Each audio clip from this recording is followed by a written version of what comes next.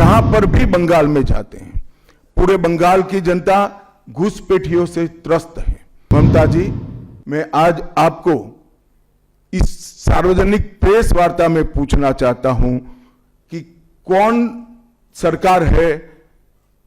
सी सरकार है बांग्लादेश की पूरी सीमा पर जो वाड़बंदी करने के लिए, बॉर्डर पर फेंसिंग करने के लिए जमीन नहीं देती है। आपकी निगहबानी में घुसपैठ कराई जाती है और बंगाल को धीरे धीरे डेमोग्राफी चेंज कर आप आपकी वोट बैंक को पुख्ता करनी चाहते हैं। जहां पर भी बंगाल में जाते हैं पूरे बंगाल की जनता घुसपैठियों से त्रस्त है। क्या कोई राज्य सरकार ऐसी हो सकती है जो घुसपैठियों की पनाहगाह अपने राज्य को बना दे? राष्ट्रीय सुरक्षा पर कितना बड़ा खतरा है, इसका जवाब बंगाल की मुख्यमंत्री ने बंगाल के चुनाव में दे। घुसपैठ रोकने के लिए उनके पास क्या योजना है?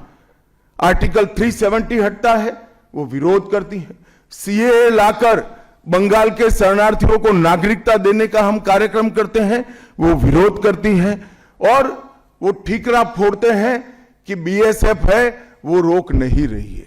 ममता जी, मैं आज आपको इस सार्वजनिक प्रेस वार्ता में पूछना चाहता हूं कि कौन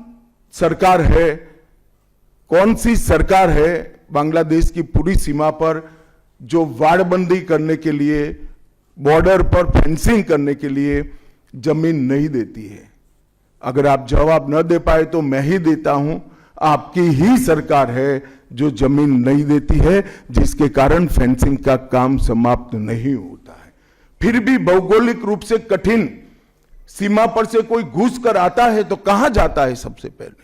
सबसे पहले बंगाल के गांव में जाता है। आपका पटवारी क्या कर रहा है? आपका थाना क्या कर रहा है? क्यों इसको अरेस्ट नहीं किया जाता? क्यों उस पर केस दर्ज नहीं होता? क्यों इसको वापस भेजा नहीं जाता? जवाब है क्या आपके पास? क्या बंगाल की मुख्यमंत्री जवाब दे सकती है कि असम में घुसपैठ क्यों बंद हो गई? त्रिपुरा में घुसपैठ क्यों बंद हो गई? गुजरात और राजस्थान की बॉर्डर पर घुसपैठ क्यों नहीं होती है? पंजाब की बॉर्डर पर घुसपैठ क्यों नहीं होती है? कश्मीर की बॉर्डर पर घुसपैठ क्यों नहीं होती है? सिर्फ बंगाल में क्यों होती है?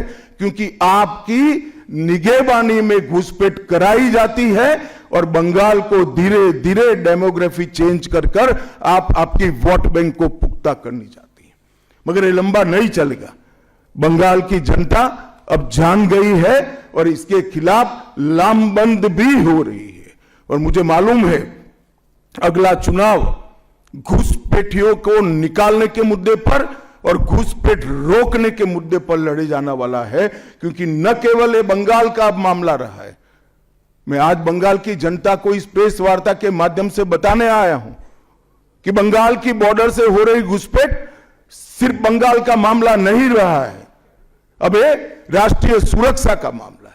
देश की संस्कृति को बचाना है, देश की सुरक्षा को सुनिश्चित करना है, तो बंगाल की बॉर्डर सील कर दे, ऐसी देशभक्त सरकार यहां लानी पड़ेगी जो ममता बनर्जी नहीं कर सकती, केवल और केवल भारतीय जनता पार्टी कर सकती।